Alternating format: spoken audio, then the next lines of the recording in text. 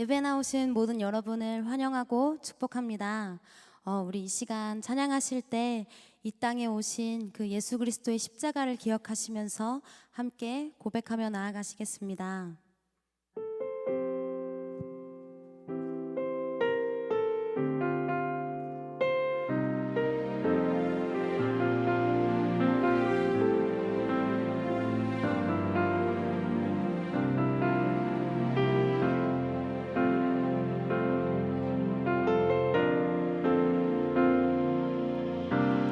아버지 사랑 내가 노래해, 아버지 은혜 내가 노래해. 그 사랑 변함없으신 거짓 없으신 성실하신 그 사랑, 상한 갈 때 꺾지 않으시니 꺼져가는 등불 끄지 않는 그 사랑 변함없으신 거짓 없으신 성실하신 그 사랑,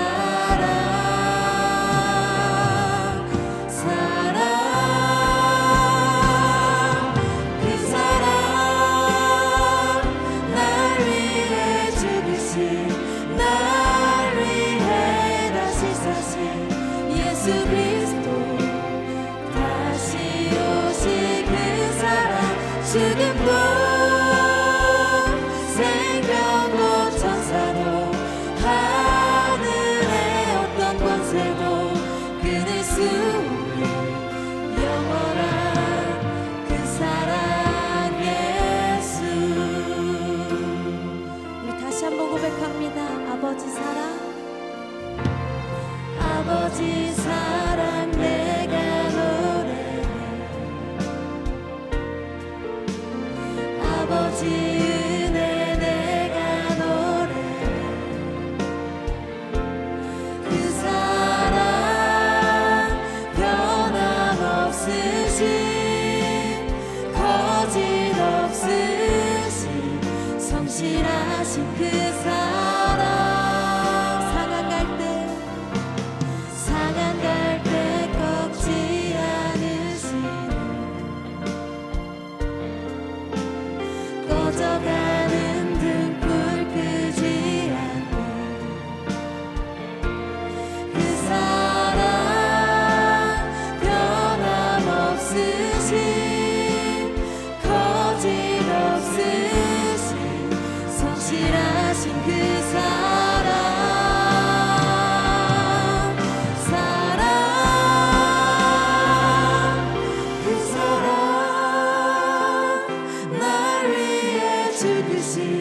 날 위해 다시 사신 예수 그리스도 다시 오신 그 사랑, 죽음도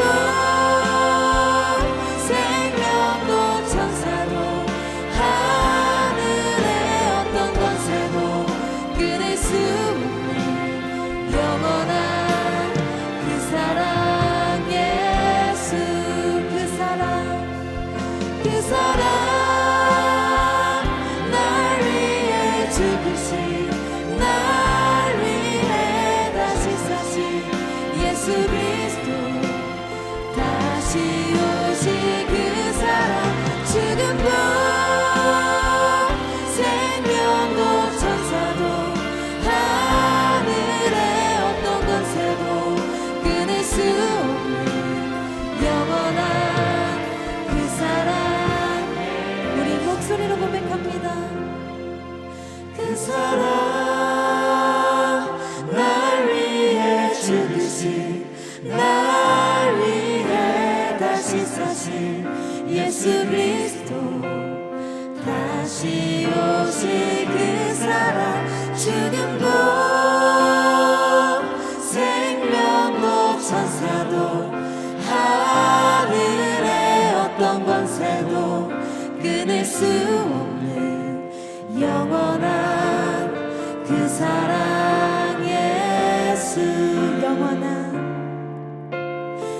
영원한 그 사랑 예수 영원한 그 사랑 예수 우리의 왕 되신 주님을 찬양합니다. 할렐루야.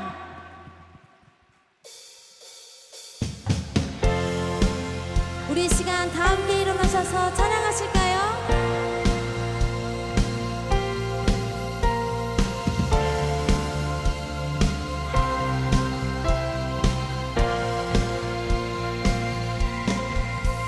사랑 넘치게 주시는 사랑 날 자녀 삼아 주신 그 사랑 귀하다 하셨네.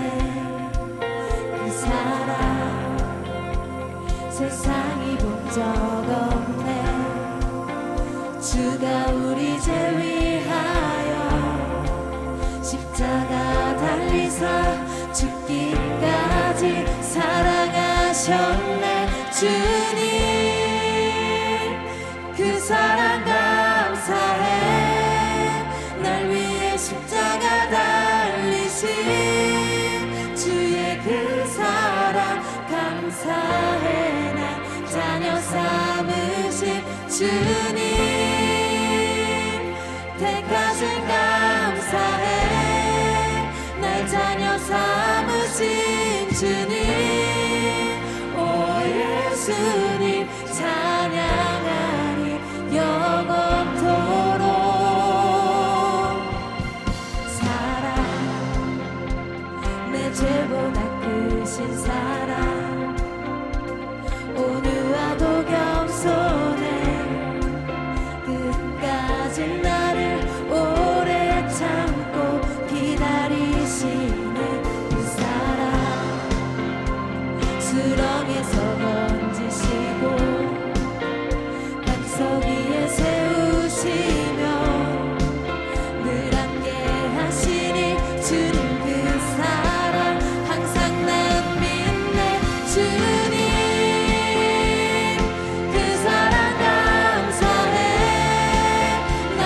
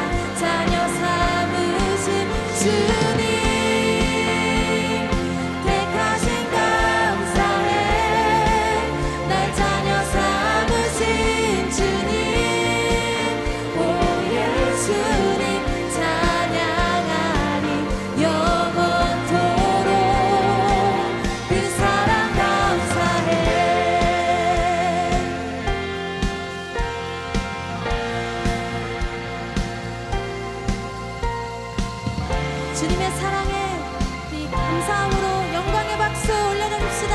할렐루야. 주님을 찬양합니다.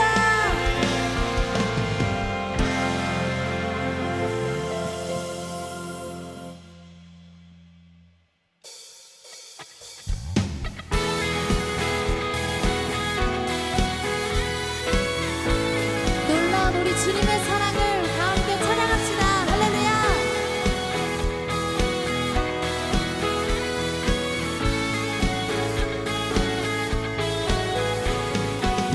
전능하신 주 놀라운 사랑 죄와 사망을 물리치셨네. 영광의 주님 만왕의 왕 예수.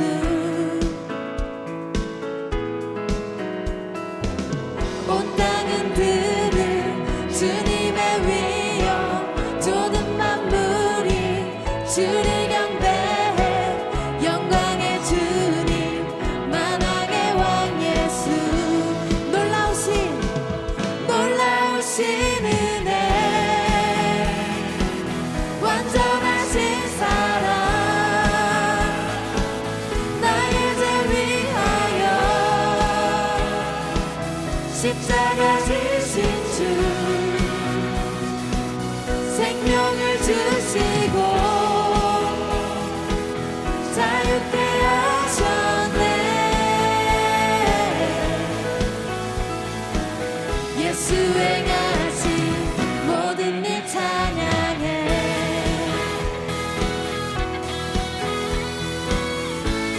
모든 문제를 다스리시는 모든 문제를 다스리시는 고아된 우리 자녀 삼으신 영광의 주님 만왕의 왕 예수.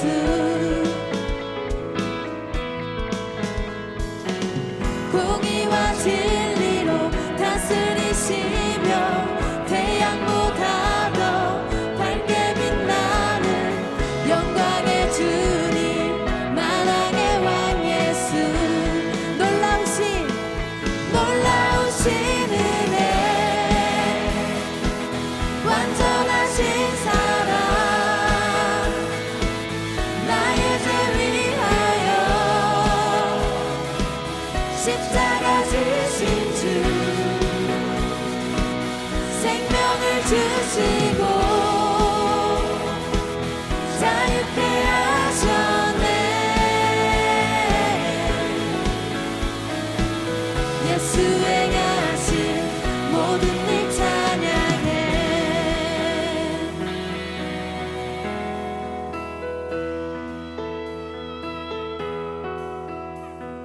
죽임당한 그 어린 양. 승리하신 왕 그 이름 예수. 죽임당한 그 어린 양. 승리하신 왕 그 이름 예수. 죽임당한 그 어린 양.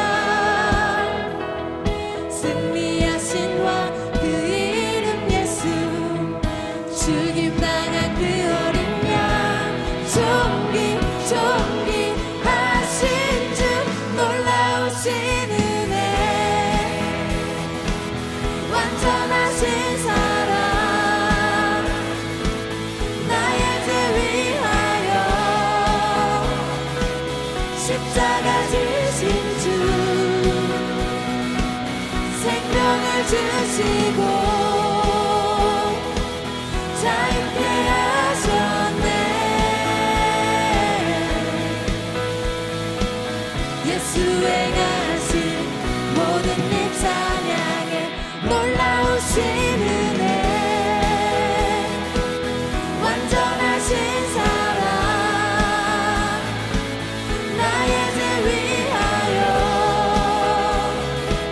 십자가 지신 주. 생명을 주시고 자유케 하셨네. 예수 행하신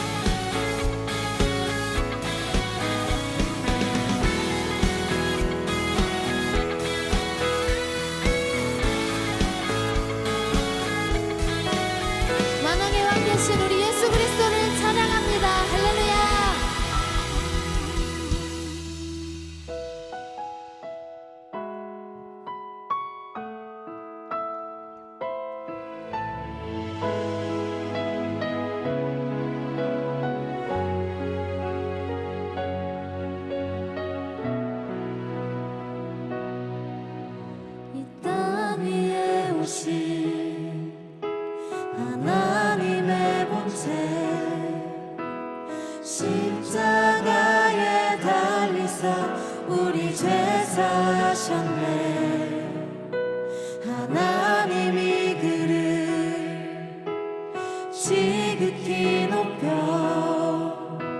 모든 이름 위에 뛰어난 이름을 주사 우리 예수 이름 앞에 절하고 모든 입이 주를 시인해 영광 중에 오실 주를 보리라 선포해 왕께 만세 존귀와 위엄을 찬양해 왕께 만세 주 예수 하나님 이 땅 위에 오신 하나님의 본체 십자가에 달리사 우리 죄 사셨네 하나님이 그를 지극히 높여 모든 이름 위에 뛰어난 이름을 주사 우리 예수 이름 앞에 절하고 모든 입이 주를 시인해 영광 중에 오실 주를 보리라 선포해 왕께 만세 존귀와 위엄을 찬양해 왕께 만세 주 예수 하나님 우리 고대하네 주님 오실 그날 다시 사신 왕의 영광 이 땅을 비추네 사단의 권세는 주 앞에 무너져 생명과 진리의 주 권세 가장 높도다 우리 예수 이름 앞에 절하고 모든 입이 주를 시인해 영광 중에 오실 주를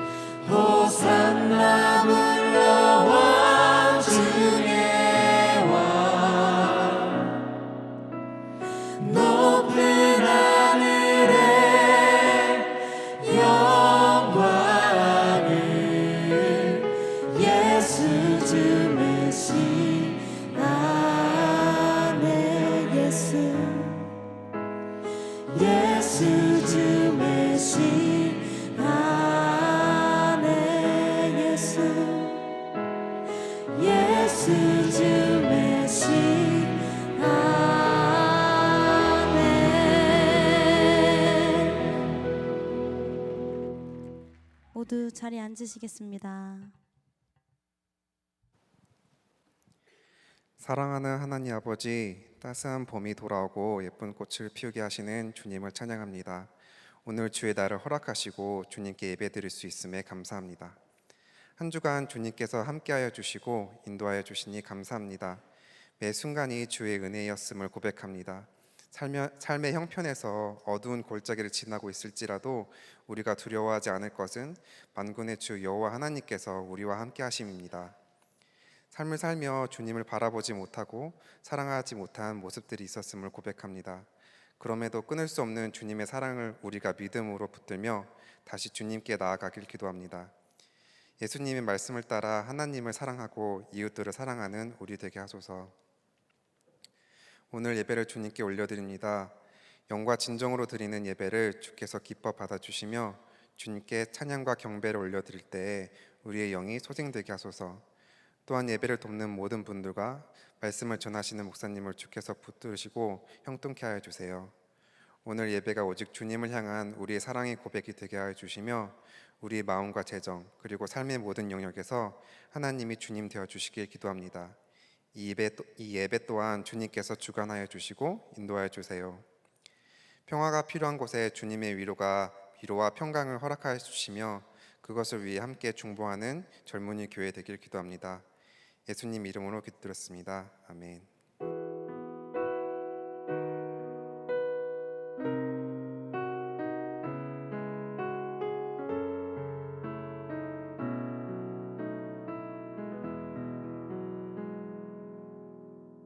예배에 나오신 여러분을 모두 환영하고 축복합니다. 특별히 예배에 처음 오신 새가족분들을 진심으로 환영합니다.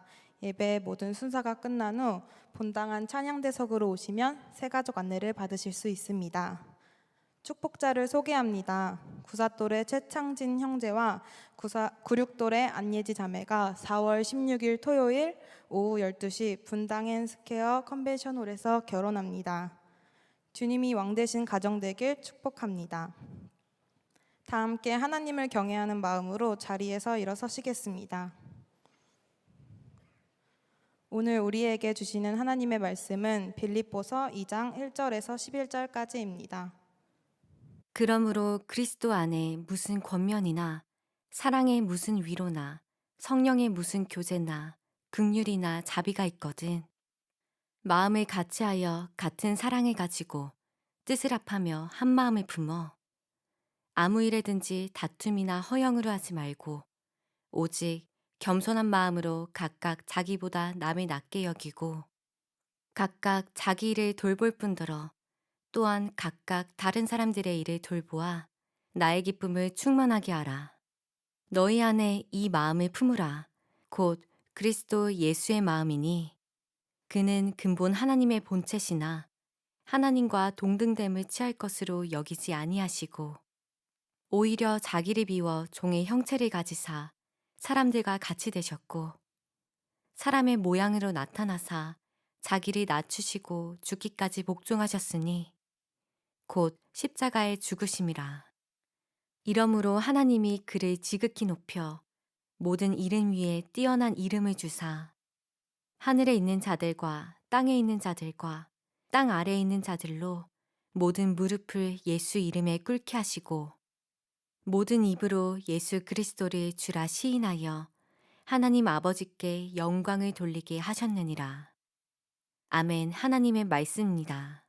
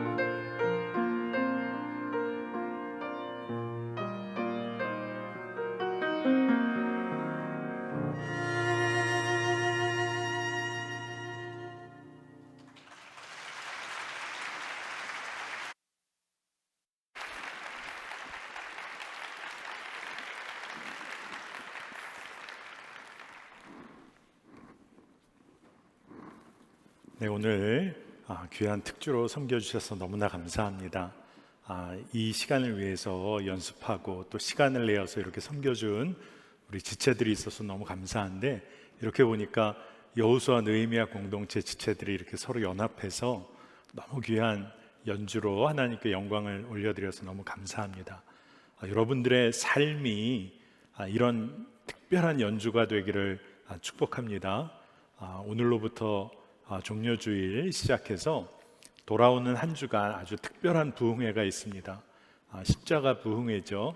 월요일부터 금요일까지 저녁 8시에 이 자리에서 매 시간마다 하나님의 특별한 그런 말씀이 있을 거예요. 우리 젊은이 교회 청년들도 은혜를 사모하면서 이 자리로 나와왔으면 좋겠습니다. 물론 온라인으로도 참여하실 수가 있는데, 여러분 함께 와서 연합하여 기도하는 시간이 얼마나 복된지 모르겠어요. 여러분을 초대합니다.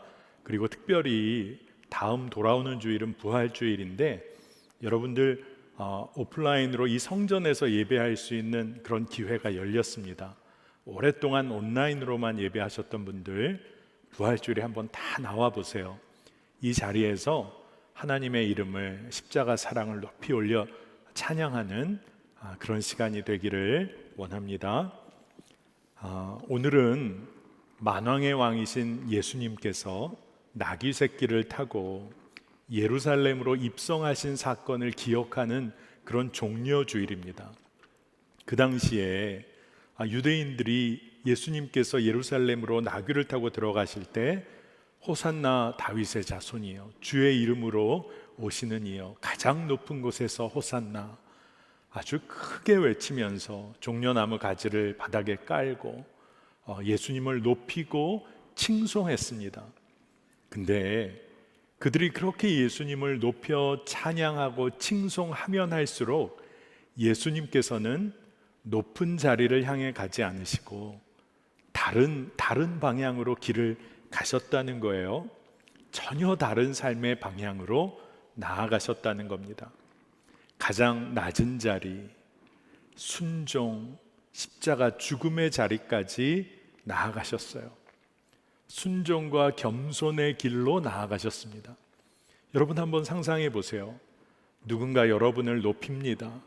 여러분이 한 모든 일들을 너무 잘했다고 많은 사람 앞에서 칭송합니다. 여러분 그때 겸손할 수 있을까요? 그때 순종함으로 가장 낮은 자리로 나아갈 수 있을까요? 그런데 예수님이 그 길로 나아가셨다는 거예요. 우리는 분명히 머리로는 겸손과 순종의 삶이 얼마나 귀한지 우리 머리로 압니다. 그런데 진짜 질문이 있는 거죠. 정말 우리가 그 겸손과 순종의 가치를 살기를 원하는가? 그것을 그렇게 중요하게 여기면서 살아가고 있는가 하는 질문입니다. 여러분 겸손과 순종의 삶을 살기 원하세요? 오늘 종료주일에 예수님께서 우리에게 물으시는 질문입니다. 주님이 걸어가신 길이에요. 그리고 생명의 길이고 구원의 길이라는 것을 우리는 압니다. 그 길이. 그럼에도 불구하고 왜 우리는 다른 길로 가기를 원하는 걸까요? 우리가 살고 있는 이 사회는요, 자기를 잘 드러내는 삶 칭찬합니다. 사회로부터 인정받고 탁월함을 이루는 그 삶이 미덕이다, 정말 귀하다라고 가르치는 사회에서 살고 있어요. 그러니까 우리 청년들도 자기 노력 경주해서 될 수 있으면 다른 사람보다 앞서서 사는 거 그거 괜찮다. 사회로부터 그렇게 수없이 들으며 지금까지 여기까지 온 거죠. 아마 많은 청년들이 그렇게 얘기를 합니다. 목사님, 제가 노력해서 얻은 건데요. 제가 열심을 다해서 인정받은 삶인데요. 그래서 남보다 조금 더 앞서가는 삶, 뭐가 잘못입니까? 그래요. 일리가 있는 말이에요. 그런데 지금과 같은 경쟁 사회에서 내가 성실히 노력하면서 앞서 나가고 있다고 하십시다. 그러면 누군가가 뒤에서 아파하고 있다는 것을 우리가 기억해야 돼요. 그렇기 때문에 서로가 서로를 귀히 여기고 서로가 서로의 삶의 가치를 인정해주고 서로가 서로의 삶의 의미를 함께 이루어가는 삶, 그건 진짜 불가능한 걸까? 우리 그리스도인들이 그 삶을 이루어갈 수는 없는 걸까? 예수님으로 인해서 전혀 다른 삶을 살았던 사도 바울이 있잖아요. 그 사도 바울, 그가 완전히 다른 삶, 겸손과 순종의 삶으로 그가 자유함을 누렸던 사람인데, 그가 그리스도인이 걸어가야 할 삶에 관해서 그가 증언을 합니다. 그가 진짜 그 삶을 누렸기 때문에 그런 거예요. 오늘 우리 읽은 본문 말씀 3절 4절 말씀입니다. 아무 일에든지 다툼이나 허용으로 하지 말고 오직 겸손한 마음으로 각각 자기보다 남을 낮게 여기고 각각 자기 일을 돌볼 뿐더러 또한 각각 다른 사람들의 일을 돌보아 나의 기쁨을 충만하게 하라. 다른 사람을 귀히 여기고 서로가 서로를 낮게 여기는, 남을 더 낮게 여기는 그런 삶. 여러분 솔직하게 여러분 마음속에 한번 생각해 보세요. 진짜 이런 삶이 가능할까요? 현실에서 진짜 이런 삶이 가능할까요? 사도 바울이 그 삶을 누렸기에 권면하고 있는 거예요. 인류 역사에는요, 끊임없이 자기 자신을 높이는 삶, 그것을 이룬 사람을 아주 높이 평가하는 그런 역사가 계속 이어져 왔습니다. 여러분 고대 그리스 사회, 그런 배경으로 한 영화도 아마 여러분 많이 보셨을 거예요. 고대 그리스 사회에서는 영웅을 기대하고 아주 탁월한 자들이 사회를 다스리기를 그렇게 기대하는 그런 사회였어요. 여러분 영웅이 걸어가는 길이라는 것은 뭐냐 하면 온갖 장애물이나 어려움 다 극복하고 뚫어내서 잠재력을 최대한 발휘하는 겁니다. 그래서 아주 탁월한 경지에 이르러 사는 삶의 방식, 그것을 영웅이 걸어가는 길, 고대 그리스 사람들이 그렇게 믿었어요. 그런데 여러분 그 이면에는요 우열의 논리가 있는 거예요. 누군가는 그런 삶을 사는 아주 소수의 사람이 있어요. 그런데 나머지는 그렇게 여김받지 못하고 사는 거죠. 그 당시 사회적 기초를 이루는 기준이요 서열과 지위와 계급이었어요. 그리스인들이 아주 탁월함과 위대함을 추구하며 살았습니다. 나쁠 건 없잖아요. 그런데 이상할 정도로 그 안에는 겸손이라는 미덕은 존재하지를 않았어요. 사람들이 자기 지위를 드러내기 위해서 겉모습을 다 치장합니다. 겉모습에 집중해요. 자신감을 가지고 살려고 하다 보니까 교만하고 자만합니다. 재력을 가지고 마음껏 써요. 근데 그 쓰는 이유는 자기를 드러내려고 하는 거예요. 온갖 치장을 하고 걷는 태도나 말하는 방식도요 자기가 우월하다는 것을 드러내려고 거기에 온갖 초점을 맞췄습니다. 여러분 그리스, 로마로 넘어가게 되면 복장, 옷을 입는 게 지위를 상징하는 거였어요. 자기가 자유로운 사람이라고 하면 자유인은 모자를 쓸 수 있었어요. 아무나 모자를 쓴 게 아닙니다. 노예나 종이 모자를 썼다가는 큰일이 나는 거죠.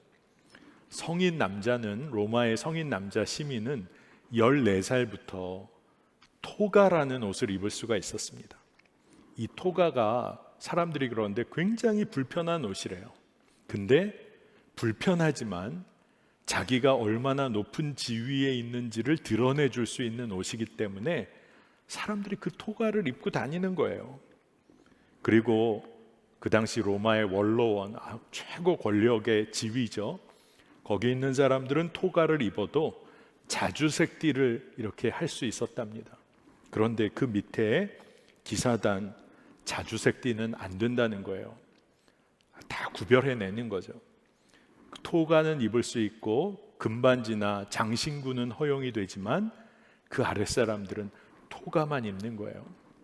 제가 오늘 왜 이런 얘기를 계속 하느냐, 예수님께서 오시고 그리고 종려 주일이라고 우리가 지키는 바로 그날 예루살렘으로 들어가실 때, 그 당시가 로마가 지배하던 그런 시대였잖아요.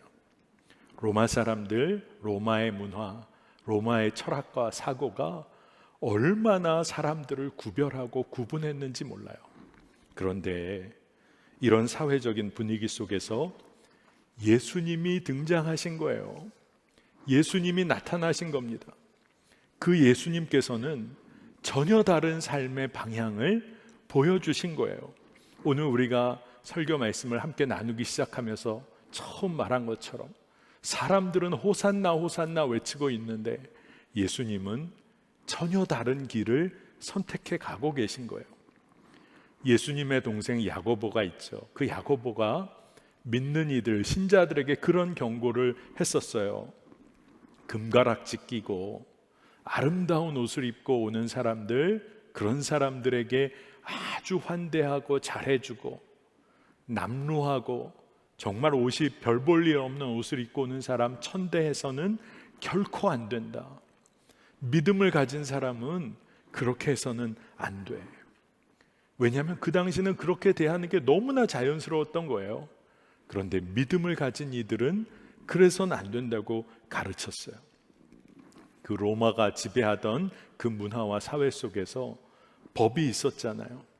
근데 그 법도 사회적 신분이 높은 사람에게는 유리한 법이죠.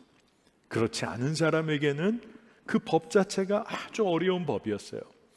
그래서 귀족의 법이 따로 있고 평민의 법이 따로 있는 것 같다라는 말이 그 당시에도 그런 말들이 있었을 정도라고 하죠. 근데 오늘 여러분 관심 있게 한번 들어보세요.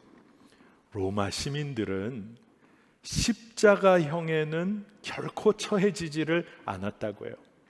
아무리 아주 추악하고 정말로 입에 담기도 어려운 죄를 졌다고 해도 로마 시민들은 십자가형에 처해지지 않았다는 겁니다. 왜냐하면 그만큼 십자가형은 정말로 천하고 낮은 그런 사람들이 당하는 처벌이라고 알았기 때문에, 그렇기 때문에 로마 시민에게는 어울리지 않는다고 그들이 여겼다는 거예요. 그런데 예수님이 십자가 처형을 당하신 거죠. 사도 바울은요, 사도 바울이 로마 시민 아닙니까? 그러니까 이 사도 바울도 토가를 입고 다닐 수 있는 사람이에요. 그런데 그가 어디를 가나 자기를 로마 시민이라고 먼저 소개하지를 않아요. 그가 편지를 쓸 때마다 뭐라고 말하냐 하면 그리스도의 종 바울은, 이런 표현을 씁니다. 그러니 여러분, 그 당시의 사회와 문화에서는 사도 바울이 얼마나 어리석은 일을 하는 겁니까? 자기 토가도 안 입고 다니죠. 자기는 그리스도의 종이라고 말하죠.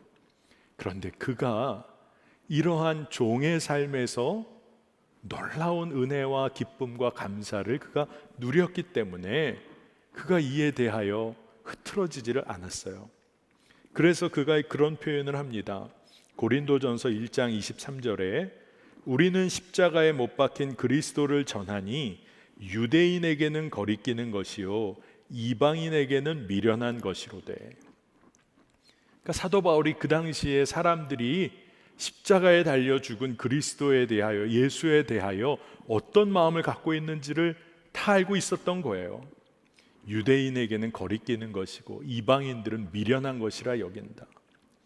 그런데 유대 사람들, 하나님을 따른다고 했던 유대 사람들은 또 심지어 어떻게까지 생각했냐 하면 신명기 21장 23절의 한 부분을 보면 나무에 달린 자는 하나님께 저주를 받았음이니라.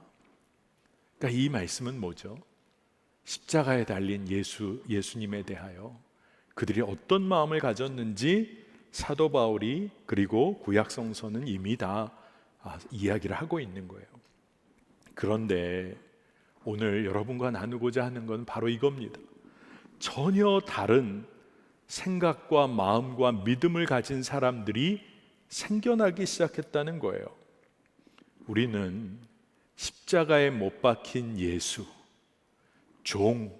자신을 종이라고 여기는 십자가에 못 박힌 예수를 섬기는 사람들이다. 그런 사람들이 생겨나기 시작한 거예요. 말이 좀 우스울지 모르지만 종을 섬기는 종의 삶을 살기 원하는 사람들이 생겨나기 시작한 거예요. 이게 여러분 얼마나 놀라운 겁니까? 우리는 예수라는 바로 이 십자가에 처형당한 노예와 같은 삶을 살았던, 종과 같은 삶을 살았던 이 예수를 섬기는 사람들이다. 그런 사람들이 생겨나기 시작한 거예요. 여러분, 그러니 여기에 모인 우리도 우리의 정체성을 한마디로 말하면 뭘까요? 우리는 사실 종인 거예요. 하나님의 종, 예수를 섬기는 종, 세상을 섬기는 종으로 이 자리에 와 있는 겁니다. 종의 삶을 살기로 한 그리스도인들이 그 당시에 생겨나기 시작하면서 전혀 다른 삶의 방식, 전혀 다른 삶의 이야기들이 생겨나기 시작했어요. 근데 진짜 놀라운 것은 이야기하고 말만 한 게 아니라 그들이 진짜 그런 삶을 살았다는 게 놀랍다는 겁니다. 예수님께서 자기 자신, 지위를, 자기를 높이는 일 전혀 관심하지 않으셨던 분, 그분께서 놀라운 비밀을 가르치기 시작하시는데, 여러분 다 아는 내용이에요. 너희 중에 크고자 하는 사람 먼저 남을 섬겨야 돼. 그 당시는 들어보지도 못했던 이야기인 거죠. 너희 중에 으뜸이 되고자 해, 1등이 되고 싶어? 그러면 가장 낮은 자리에서 종으로 섬기기를 먼저 해야 돼. 이게 예수님이 가르치기 시작한 거예요. 당시의 그리스 로마 문화에서는 모두가 영웅의 길을 걸어가기를 원했어요. 탁월한 삶을 살길 원했습니다. 그런데 예수님께서 말씀하시는 믿는 자 성도의 길은 가장 낮은 자리에서 걸어가는 길이었어요. 예수님이 뭘 가르치셨습니까? 경쟁하고 탁월함을 드러내는 삶 아니라 누구나가 귀한 하나님의 자녀라는 그 사실을 알려주신 거예요. 오늘 이 자리에 모인 모든 사람 한 사람 한 사람은 예수님으로 인하여 여러분은 본래적인 가치를 가지고 있어요. 하나님의 형상을 가진 모두가 여러분이 존귀한 자예요.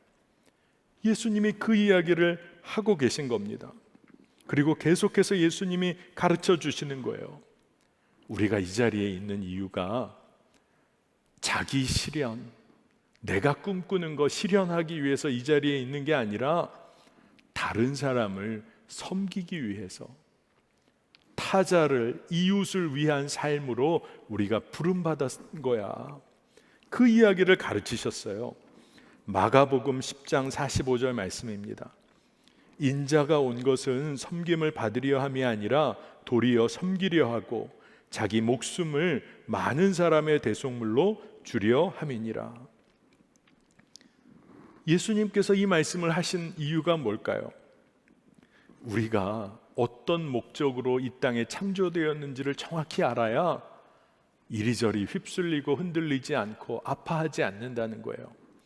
우리 청년들, 이 청년 시기에 가장 마음 아픈 것이 아마 내 뜻대로 잘 안 되고 내가 꿈꾼 것 하나하나 이루어가지 못하는 것 같고, 심지어 젊은 청년의 시기를 보내고 있으면서도 인생이 이미 다 정해진 것 같은 그런 마음에 아파하고 상처받을 때가 너무나 많잖아요. 그런데 예수님께서는 전혀 다른 말씀을 해주세요. 자기 자신 위에 사는 인생이 원래 아니었어. 그거 원래 아니야.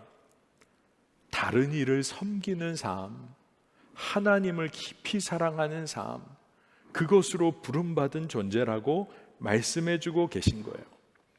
그러니 무엇을 우리에게 가르치십니까? 자기 영광 위에 살지 말고 하나님의 영광을 위해서 살아봐. 그러면 진짜 기쁨을 맛보게 될 거야. 이게 예수님이 우리에게 알려주시는 거예요. 자기 뜻 고집하지 않고 하나님께 완전히 맡긴 삶을 살아보라는 겁니다. 여러분 한번 잘 생각해 보세요. 하나님께 내 삶을 완전히 맡겨야 여러분이 섬길 때 진짜 기쁨을 맛볼 수 있는 거예요. 예수님이 이것을 제자들에게, 예수님을 따르는 이들에게 가르치시고 가르치셨어요. 진짜 다른 삶을 가르치신 거죠. 예수님이 종려주일 예루살렘 입성하신 그 이후에 십자가에 달려 고난받으시기 바로 전날에 마지막 저녁 식사를 제자들과 하셨잖아요. 그리고 나서 저녁 식사를 마치신 다음에 무슨 일을 하셨는지 여러분 기억하시죠? 예수님이 직접 제자들의 발을 씻어 주셨습니다.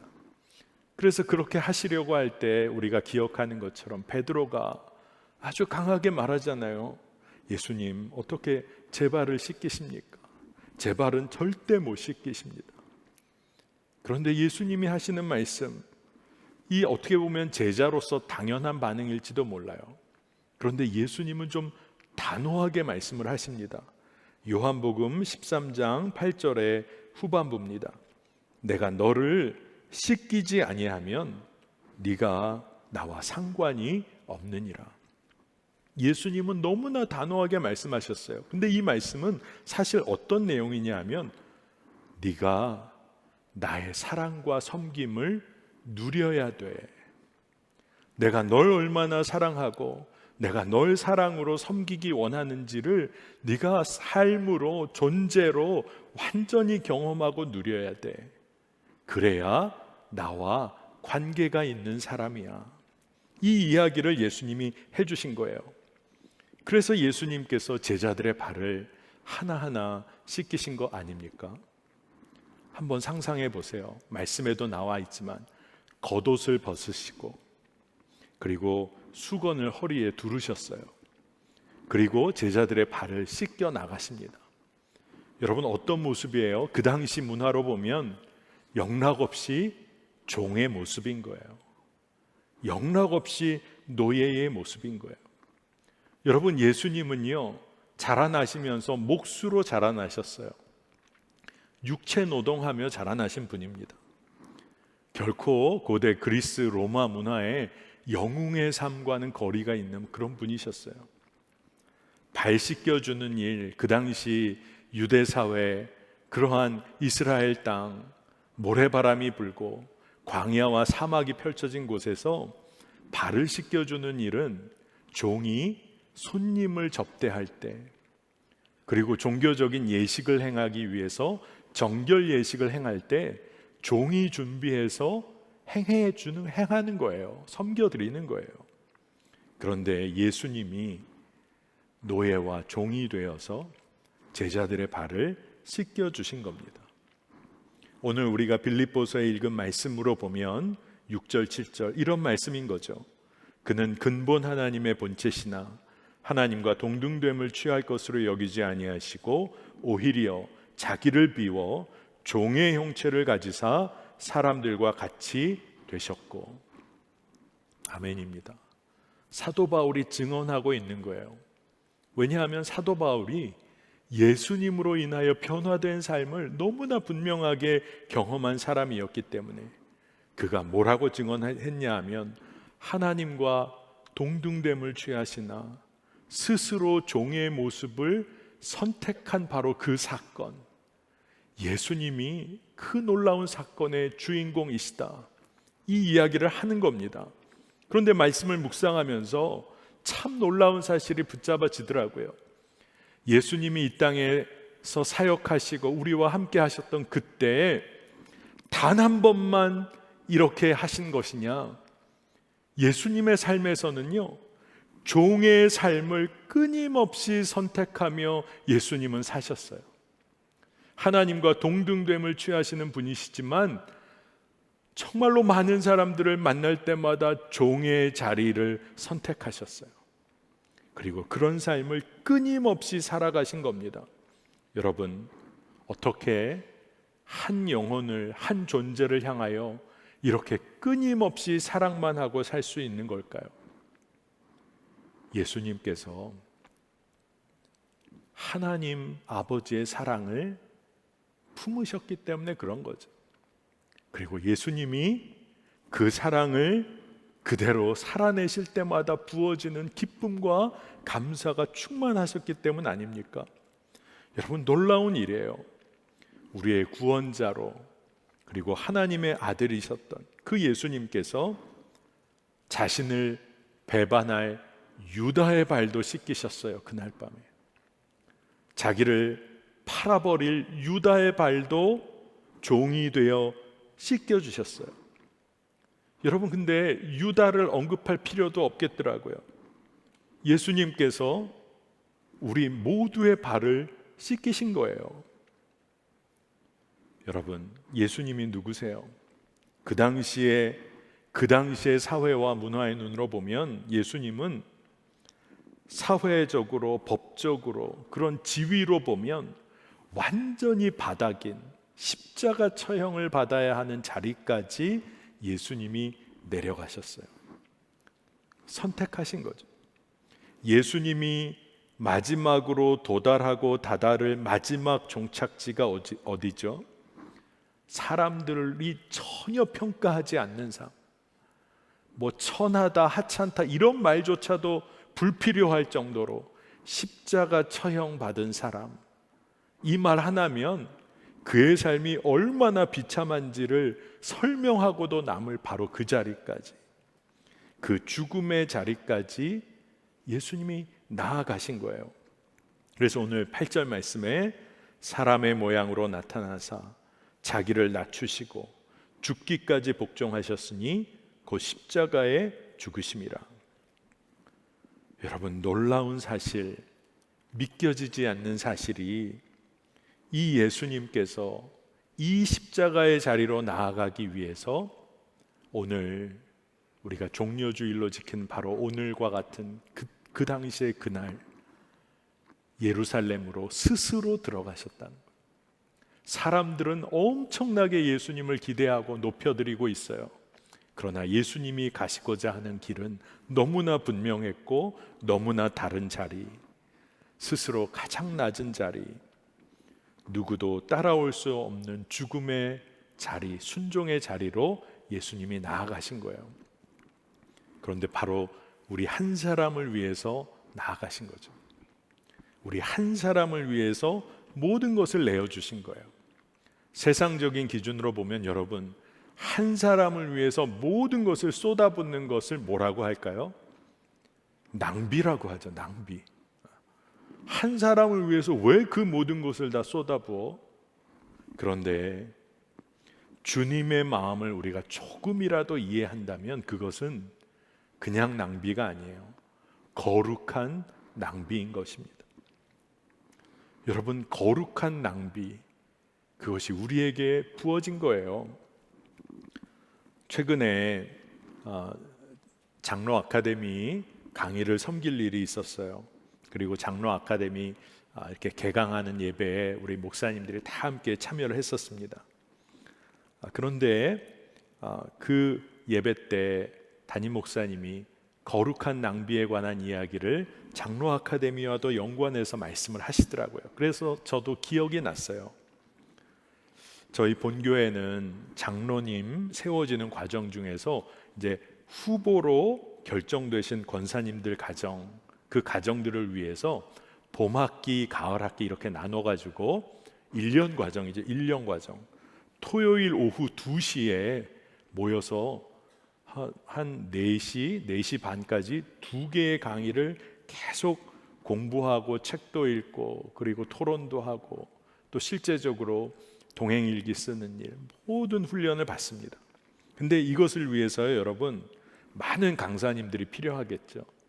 또 멘토로 섬기시는 장로님 가정이 필요하죠. 또 준비팀으로 섬기는 장로님들이 또 계세요. 그리고 제자훈련국의 사역자들 대부분은 1년 동안 이 일에 전심을 다해 섬깁니다. 그런데 어느 해인가 장로님 후보로 뽑힌 분이 딱 한 분, 그러니까 장로님 후보와 또 사모님, 권사님 딱 요 한 가정, 요 한 가정만이 후보가 되었던 해가 있었어요. 여러분 생각해 보세요. 1년 동안 아카데미라는 교육 과정을 다 운영해야 되는데 오직 한 가정을 위해서 이걸 다 운영해야 되면 그러면 내년에 다 몰아서 할까? 그런데 너무 감사하게 저희 교회에서 한 가정을 위해서 이 장로 아카데미를 진행하자. 그래서 모든 강사님들, 저도 강의를 하러 갔을 때 한 가정 놓고 멘토 장로님 가정이랑 그렇게 놓고 강의했어요. 1년 동안 그 모든 과정을 진행했습니다. 여러분, 거룩한 낭비죠. 그런데 한 가정, 한 지체, 여러분 한 사람을 향한 주님의 마음을 우리가 조금이라도 알게 된다면 그렇게 섬기는 게 사실 낭비가 아닌 거죠. 거룩한 낭비라는 말을 사용했는데 그 권사님 한 가정이 그 1년 동안 어떤 일을 겪으셨을까요? 얼마나 주님의 사랑이 큰지, 주님의 사랑이 얼마나 놀라운지 사실 그 권사님 가정만 느꼈겠어요. 참여한 모든 사람들이 그것을 알아가게 된 거죠. 여러분, 저는 그냥 한 가지 이야기를 여러분에게 전했을 뿐이에요. 하지만 여러분 중에는 나와는 상관없어, 내 주변엔 그런 사람이 없어. 여러분, 믿음의 눈을 열어보세요. 여러분이 이 자리에 나와 예배하고 있다는 거, 온라인이지만 여러분 지금 예배하고 있다는 이 사실이 하나님께서 여러분을 향하여 엄청난 거룩한 낭비, 그 사랑을 쏟아 부어주셨다는 증거 중에 증거인 거예요. 여러분, 그러니 생각해 봅시다. 예수님은 거룩한 낭비를 즐겨 하시는 분이에요. 그러면 그런 예수님 앞에서 누가 가장 귀한 자일까요? 세상적으로 성공하고 탁월함을 이룬 사람들일까요? 성경은 그렇게 말하지 않고 있어요. 예수님은 가장 낮은 자리, 천한 자들, 그들에게 가장 큰 관심을 보이셨어요. 그러니까 예수님의 삶, 사역 가운데 가장 감동적인 장면이 뭡니까? 그 낮은 자들에게 예수님이 전부를 내어주셨다는 거예요. 끊임없이 자신의 모든 것을 내어주셨다는 거예요. 그런 예수님이 이제 우리들에게 그 삶을 살아보라고 우리에게 말씀하고 계세요. 요한복음 13장 13절 14절입니다. 너희가 나를 선생이라 또라 주라 하니 너희 말이 옳도다. 내가 그러하다. 내가 주와 또는 선생이 되어 너희 발을 씻었으니 너희도 서로 발을 씻어주는 것이 옳으니라. 선생이요 주님이신 예수님께서 종이 되어 우리의 발을 씻기셨다는 거죠. 그러니 너희도 서로 발을 씻어주는 것이 마땅하다, 옳다, 이렇게 말씀하고 계세요. 우리 주님이신 예수님이 스스로 선택하여 가장 낮은 자리에서 섬기셨으니 이제는 우리도 그 삶을 따라가는 거예요. 걸어가는 거예요. 그 길에 기쁨이 있음을 우리가 믿고 나아가는 겁니다. 여러분, 예수님께서 철저하게 종으로 십자가에서 돌아가셨어요. 그리고 부활하신 거죠. 그 이후로 놀라운 일이 벌어졌습니다. 예수님이 종의 길을 걸으셨는데 그 길 따르겠다는 공동체가 생기기 시작한 거예요. 진짜 말도 안 되는 거잖아요. 그 당시 사회 문화를 생각하면 종과 노예는 인간 취급을 못 받던 사회. 근데 그 예수님 걸으신 길 나도 걷겠다. 그런 공동체들이 생기는 거예요. 교회가 생기기 시작한 거예요. 아무도 귀하게 여기지 않았던 삶을 살았던 것 같은 예수님. 근데 그분을 믿고 따르겠다는 공동체, 교회가 생기는 겁니다. 이게 얼마나 놀라운 하나님의 역사예요.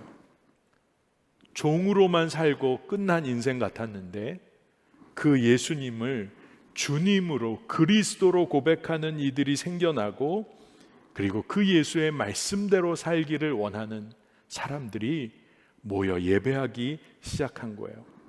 오늘 우리가 읽은 사도 바울의 증언과 정확하게 일치합니다. 오늘 빌립보서 2장 10절 11절 말씀입니다. 하늘에 있는 자들과 땅에 있는 자들과 땅 아래에 있는 자들로 모든 무릎을 예수의 이름에 꿇게 하시고 모든 입으로 예수 그리스도를 주라 시인하여 하나님 아버지께 영광을 돌리게 하셨느니라. 아멘입니다. 여러분 한번 상상해 보세요. 그 당시에 로마 사회는 이 공동체, 그때는 뭐 교회라는 이름도 안 붙어 있었겠죠.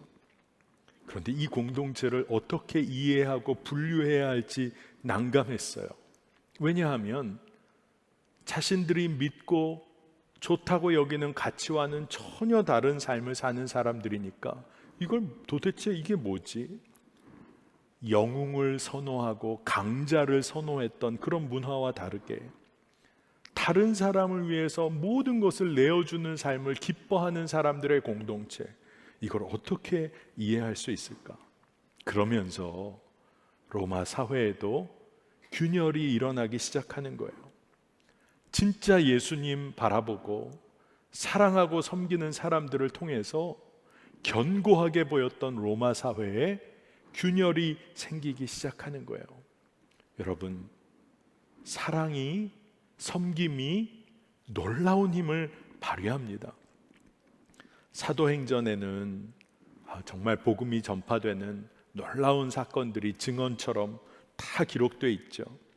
그런데 오늘 우리가 읽었던 빌립보서, 로마 식민지였던 빌립보의 사도 바울이 그곳에서 체포되어서 매를 심하게 맞았던 사건이 사도행전에 기록이 되어 있습니다.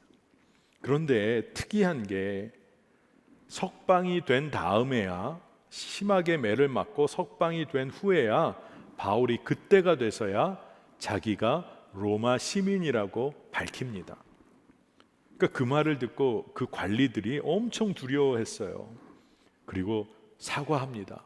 이 일이 커지지 않기 위해서. 여러분, 왜 바울이 매 맞기 전에 말했으면 매 안 맞았을 거 아니에요.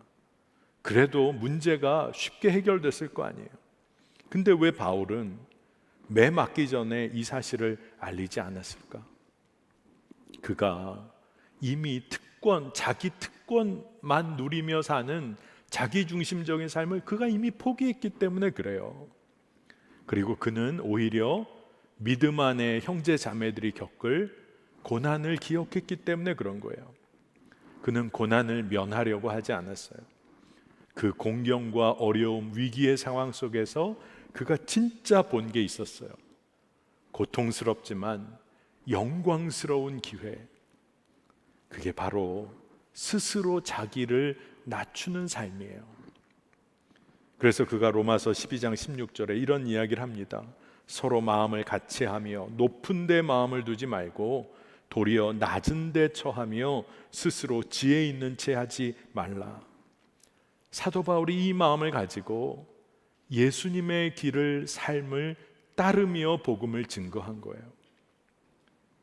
저는 오늘 이곳에 모여 함께 예배하는 우리 사랑하는 청년들, 성도들에게 진짜 묻고 싶어요. 정말 우리 교회 가운데서는 이런 일들이 벌어지고 있나? 서로가 서로를 귀히 여기고 남을 낮게 여기고, 그리고 낮은 자리에 정말로 스스로 내려가서 섬기고 사랑하는 삶, 우리 교회 안에서 이 일이 일어나고 있는가? 우리는 진정 예수님이 걸으신 그 길을 걷고 있는가? 우리가 물어봐야겠다는 생각이 들어요. 그런데 사실 우리의 인간적인 본성으로는 불가능하죠. 그런데 예수님께서 우리에게 본을 보이셨어요. 스스로 가장 낮은 자리, 순종의 자리, 죽음까지도 감내하시는 바로 그 순종의 자리에 가셨어요. 그러니까 우리가 기억해야 돼요. 그 예수님이 지금 이제 나와 함께 하시며 그 삶을 살도록 우리를 이끄세요. 근데 유혹이 있죠. 자신을 드러내는 삶, 자기를 주장하는 삶이 이 사회에서 참 멋있고 능력 있는 자라고 우리를 유혹하잖아요.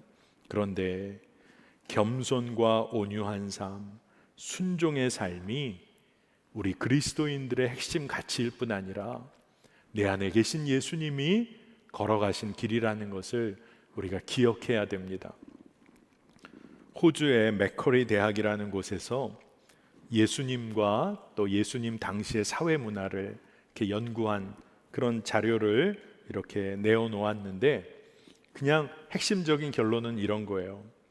예수의 삶이 당시 사회의 가치 구조를 완전히 뒤바꿔 놨다. 이게 결론이에요. 근데 뭐라고 표현을 했냐 하면, 겸손의 가치를 좋게 평가하는 현대 서구의 정서는 유대 기독교 세계관이 유럽에 미친 독특한 영향에서 비롯된 것이 확실하다. 이런 이야기를 합니다. 그러면서 덧붙여요. 이것은 종교적 결론이 아니다. 이것은 순전히 역사적 조사 결과이다. 이게 무슨 말입니까? 이 말은요, 이게 종교적인 어떤 영향, 좀 신비하고 주관적인 어떤 영향, 이게 아니라 예수를 따르는 삶, 이것이 완전히 다른 구체적이고 실제적인 삶의 방식으로 자리 잡고 영향을 미쳤다는 거예요. 여러분, 예수를 따르는 삶, 예수님을 믿고 사는 삶은 구체적이에요. 실제적입니다. 우리의 삶을 완전히 뒤바꿔 놓는 힘이에요. 그래서 예수님을 믿고 사는 삶의 정말로 놀라운 결과는 우리 삶의 지향점이, 방향이 완전히 뒤바뀐다는 거예요. 예수님이 그러셨어요. 아무도 인정해 주지 않는 종의 삶을 사신 것 같았는데, 이 세상의 사랑과 섬김으로 사실 이 세상을 다스리셨어요. 종으로 오셔서 사신 것으로 끝난 것 같았는데, 사랑의 왕으로, 섬김으로 다스리셨어요. 이것이 얼마나 놀라운 하나님의 역사인지. 그래서 예수님이 우리에게 말씀하시잖아요. 겸손과 순종, 사랑과 섬김의 좁은 길을 걸어봐라. 그런데 그 길이 하나님의 나라를 생명으로 인도하는 길이야. 이게 우리에게 알려주신 거예요. 그런데 우리가 좀 불안한 거죠. 두려운 거죠. 겸손과 순종, 사랑과 섬김으로 진짜 기쁠까? 진짜 감사할까?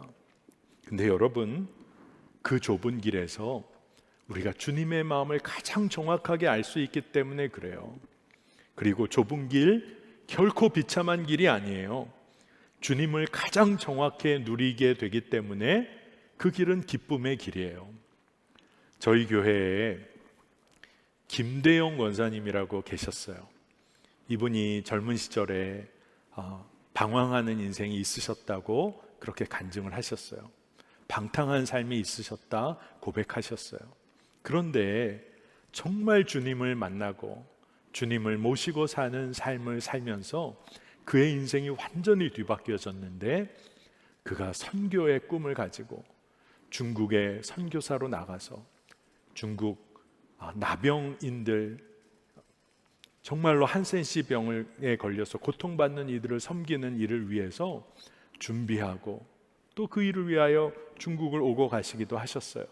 그런데 제가 여러분에게 나누려는 것은, 그분이 사실 마지막에 그렇게 선교를 마음껏 하지 못하시고 대장암으로 하나님의 부르심을 받으셨어요.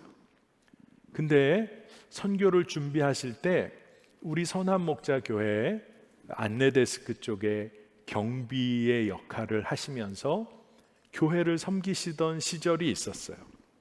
근데 제가 기억하고 있는 것 중에 하나가, 한 번은 금요 성령 집회 때 간증을 하시는데 자신을 뭐라고 소개를 하셨냐 하면, 저는 하나님의 성전을 파수하는 주의 종 김대영 권사입니다 라고 고백을 하시더라고요. 여러분, 세상적으로 보면 문지기 역할을 하고 안내자 역할을 하고 세상에서는 경비의 역할이라고 사람들이 낮게 여길 수도 있는 자리예요. 그런데 하나님 안에서 너무나 담대하게 고백하시는 걸 보면서 마음에 큰 도전이 되었습니다. 저는 하나님의 성전을 파수하는 주의 종입니다. 여러분, 우리가 세상에서 어떻게 많은 사람들로부터 하찮은 대접을 받을 때도 있고 무시를 당할지도 몰라요. 그런데 여러분 기억하세요. 여러분이 누구인지. 여러분은 하나님의 존귀한 자녀. 십자가에서 예수 그리스도께서 생명을 완전히 내어주셔서 여러분 한 사람을 위해서 그 모든 것을 거룩하게 낭비하실 정도로 여러분을 붙잡으셨어요. 여러분이 바로 그런 사람입니다. 세상은 우리를 죄의 종로로 타도록 이끌려고 합니다. 우리를 마음대로 부리려고 해요. 그런데 베드로전서 2장 9절의 말씀은 우리가 왕 같은 제사장이다. 요한계시록 20장 6절에서는 마지막 때에 그리스도와 함께 왕노릇할 것이다. 우리에 대해서 그렇게 말씀은 증언하고 있어요. 여러분, 우리에게 주어진 삶이 너무나 분명해요. 종의 길을 걸어가는 거예요. 그런데 그 종의 길로 끝나지 않아요. 영광스러운 왕의 길, 그 놀라운 은혜와 축복의 길이 우리에게 주어져 있어요. 주님이 걸으신 길을 주님과 함께 걷는 거예요. 그리고 나서 종의 길을 걸으셨던 그 주님께서 영광스러운 왕으로 이 온 우주 만물을 다스리시는 그 놀라운 영광에 우리가 참여하게 되는 겁니다. 여러분, 그 기쁨을 우리가 함께 누리게 되기를 원합니다. 오늘 종려주일로 우리가 예배를 드리게 됐는데 우리가 무엇을 기억하고 기도해야 할까? 그 주님이 걸으신 겸손과 순종의 길을 걷게 해달라고 그렇게 좀 기도했으면 좋겠어요. 여러분, 이 시간 우리 마음을 모아서 함께 좀 기도하는 시간을 가집시다. 주님께서 겸손과 순종의 길을 걸으셨는데 우리도 그 길을 걷게 하소서. 겸손과 순종의 길을 걸을 때 주님 담대함을 주시고 기쁨을 허락하여 주소서. 우리가 섬겨야 할 때 섬김이 필요한 이들의 손과 발이 되게 하여 주시고 그들 위해 사랑으로 행하는 자 되게 하여 주소서. 여러분, 꼭 그렇게 기도해 주면 좋겠어요. 종이나 영광스러운 왕으로 우리에게 오신 그 주님, 그 예수 그리스도와 동행하는 기쁨을 놓치지 않게 하여 주시옵소서. 우리 이 시간에 주의 이름 한번 부르고 기도하겠습니다. 주여, 하나님 감사합니다. 예수 그리스도께서 걸으신 그 겸손과 순종의 길, 그 십자가의 길 걷기를 원합니다. 그 길을 걸을 때 우리 청년들 성도들에게 주여 담대함과 기쁨을 허락하여 주소서. 섬김이 필요한 이들의 손과 발이 되는 일이 우리의 기쁨이 되게 하여 주시고 그들을 위하여 사랑으로 행하는 자로 살게 하여 주시기를 원합니다. 하나님, 종으로 오셨으나 영광스러운 왕이신 예수 그리스도, 그분과 동행하는 삶의 기쁨을 놓치지 않게 하여 주소서. 세상 가운데 자신을 드러내며 살라고 우리를 유혹하고 우리에게 죄의 종로로 타도록 우리를 이끌려고 하지만 우리가 왕같은 제사장이요 그리스도와 더불어 왕노릇하게 될 주의 자녀임을, 주의 백성임을 우리가 놓치지 않도록 인도하여 주셔서 하나님, 십자가를 묵상할 때마다 우리가 종이지만 주여 왕의 삶을 사는 주의 길을 걷게 하여 주시기를 원합니다. 하나님, 그것이 우리의 기쁨이 되게 하여 주소서. 순종의 길, 겸손의 길을 걸을 때마다 그것이 우리에게 말할 수 없는 기쁨과 감동이 되게 하여 주시고 그것이 주님을 따르는 길임을 분명히 믿고 누리게 하여 주셔서 우리 청년들의 삶 가운데 모든 묶임이 풀려지고 세상 가운데서 자유한 자의 삶을 살게 하소서. 예수로 변화된 삶을 우리가 누리게 하여 주시기를 간절히 원합니다.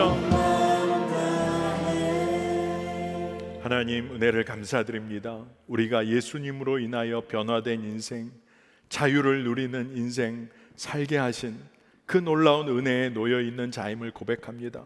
오늘 종려주일 주의 이름을 높여드리길 원합니다.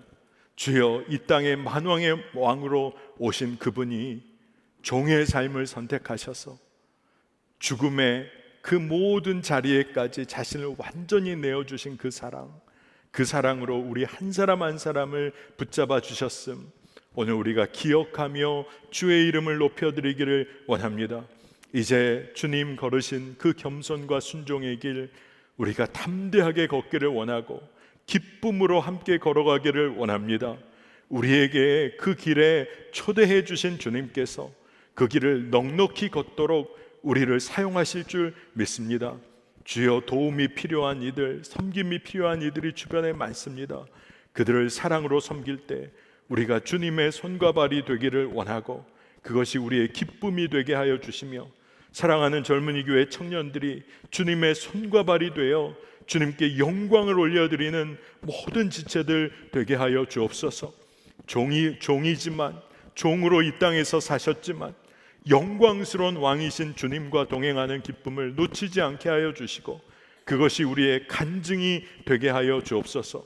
오늘 이 주일 예배에 함께 예배하며 주님께서 허락하신 그 놀라운 은혜에 감사하여 예물을 구별하여 바친 손길들이 있습니다. 주님 축복하여 주시고 그 삶을 구별하여 주님 영광의 도구로 사용하여 주시며, 하나님, 드릴 것은 없지만 마음과 삶을 드린 모든 청년들과 성도들의 삶을 주님 붙잡아 주셔서 평생 나누고 베푸는 인생이 되게 하여 주옵소서.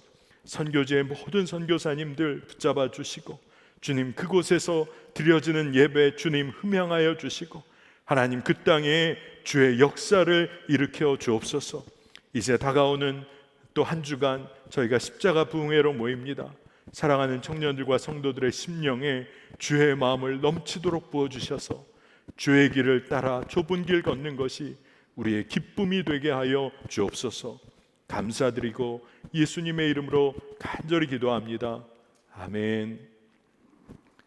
자, 우리 이 시간에 다 함께 일어나셔서 우리 함께 찬양하시겠습니다.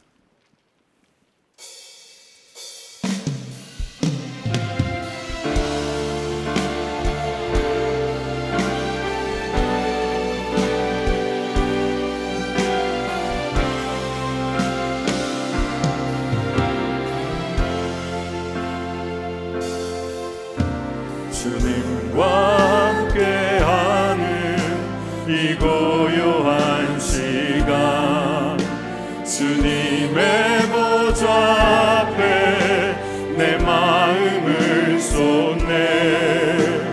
모든 것 아시는 주님께 감출 것 없네. 내 마음과 정성 다해 주 바라나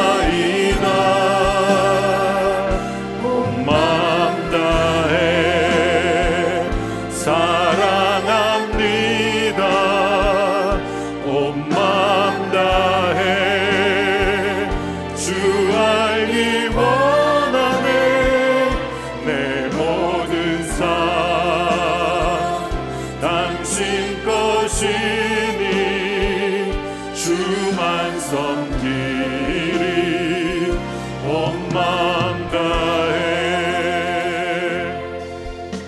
나 염려하지 않아도 내 쓸 것 아시니 나 오직 주의 얼굴 구하게 하소서.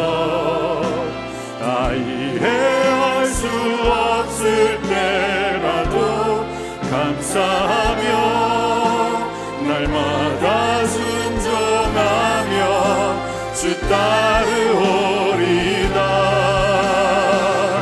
온 마음 다해 사랑합니다. 온 마음 다해 주 알기 원하네. 내 모든 삶 당신 것이니 주만 섬기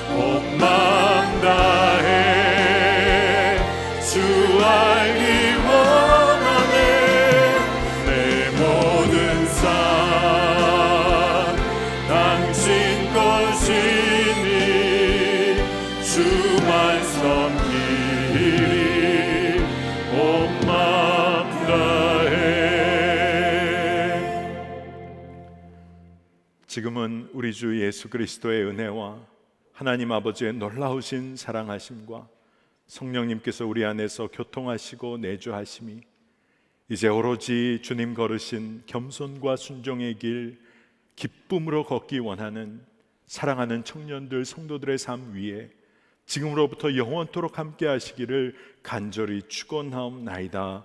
아멘.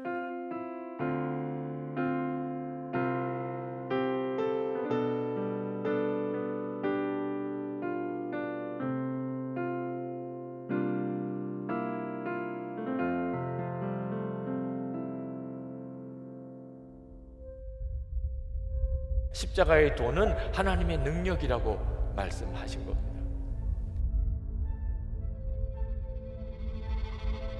여러분, 십자가의 도가 하나님의 능력이라고 말씀하신 것에 대해서 여러분은 잘 이해가 되십니까?